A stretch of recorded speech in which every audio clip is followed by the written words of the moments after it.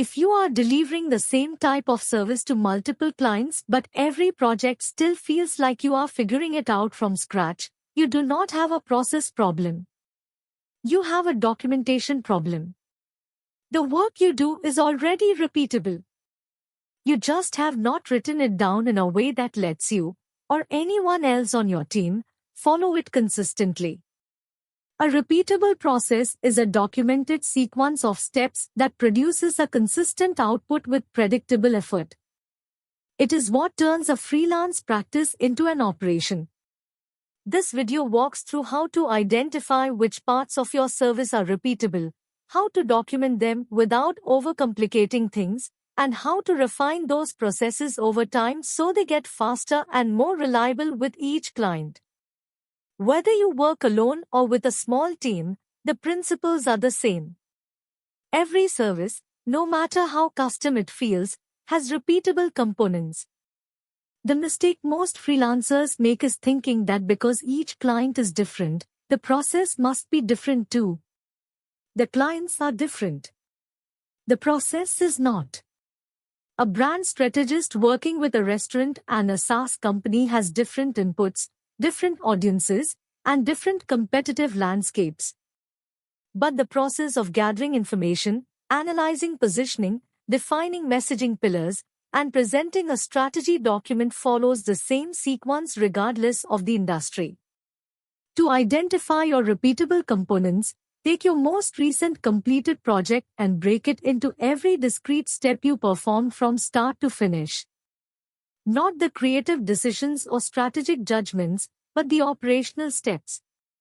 For a website redesign, that list might look like this: receive signed contract, send onboarding questionnaire, collect brand assets, schedule kickoff call, review questionnaire responses, build sitemap, create wireframes, present wireframes for feedback, revise wireframes, design homepage mockup, design inner page templates, present designs, incorporate revisions, build in development environment, add content, test across browsers, present staging site, incorporate final changes, launch, and send handoff documentation. That is roughly 20 steps, and nearly every one of them happens on every website project you do. The client, the industry, and the design direction change. The operational sequence does not. Once you see this, you can build a checklist, a template set, and a timeline around those steps that you reuse for every engagement. The value of identifying repeatable components is not just efficiency. It is quality control. When you follow a documented process, you do not forget steps. You do not skip the browser testing because you were rushing. You do not forget to send the handoff documentation because you were already mentally on the next project. The checklist catches what your memory misses, especially when you are busy. Documenting a repeatable process does not require a 50-page operations manual. It requires a simple, usable document that you or a team member can follow without external context. The format matters. If the document is too long or too detailed, no one will use it. If it is too vague, it will not prevent the mistakes and omissions you are trying to eliminate. A practical process document has 4 sections. Section 1 is the trigger, what initiates this process. For an onboarding process, the trigger might be contract signed and first payment received.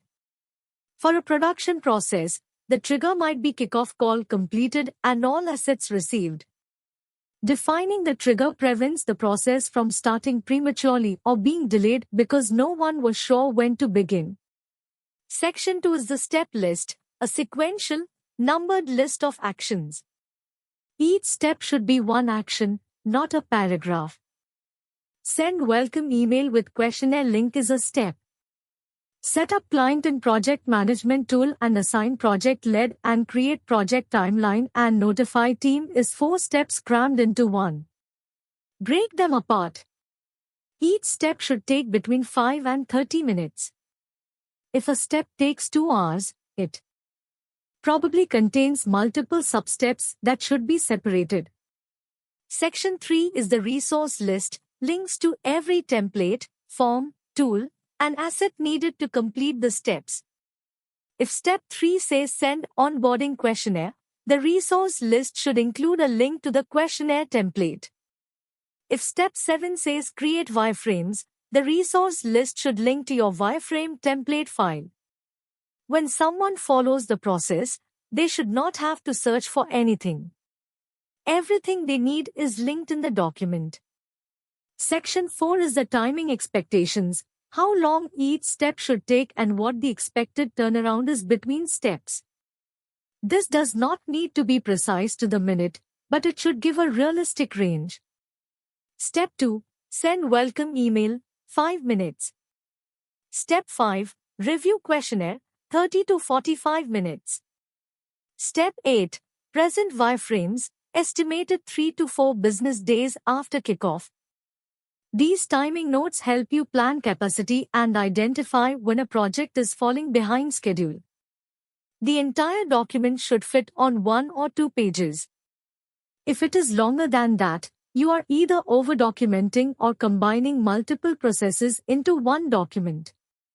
Separate processes for onboarding, production, review, and handoff are easier to maintain than one mega document that covers everything.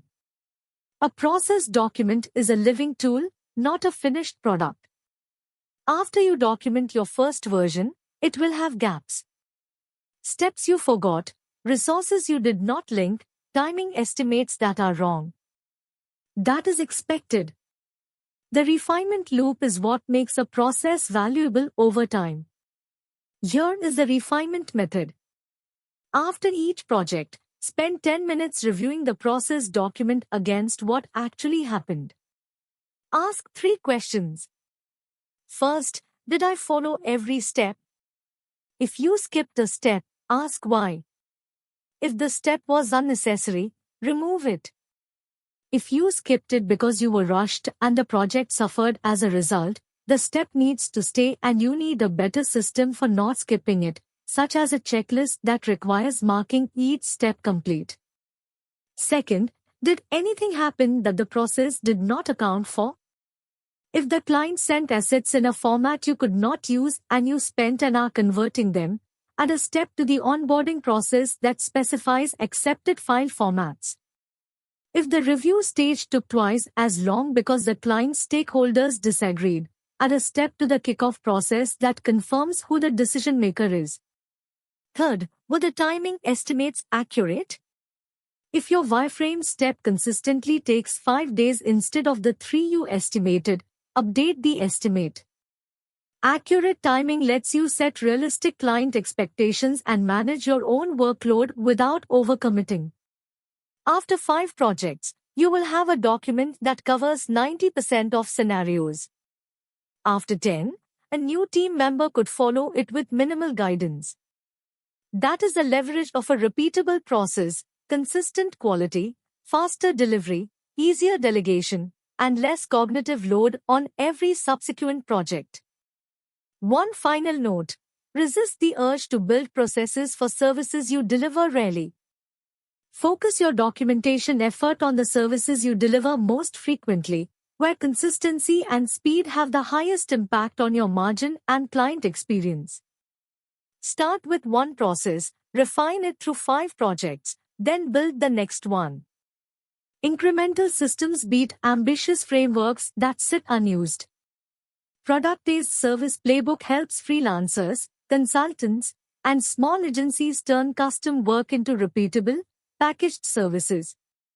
The channel explains pricing, scoping, delivery systems, onboarding, retainers, margins, and processes for building a service business that scales without trading more hours for more revenue. This video is general service business education, not a guarantee of revenue, pricing power, clients, retainers, margin, reduced workload, or business results. Outcomes vary by niche, skill, positioning, demand, delivery quality, client needs, and sales process.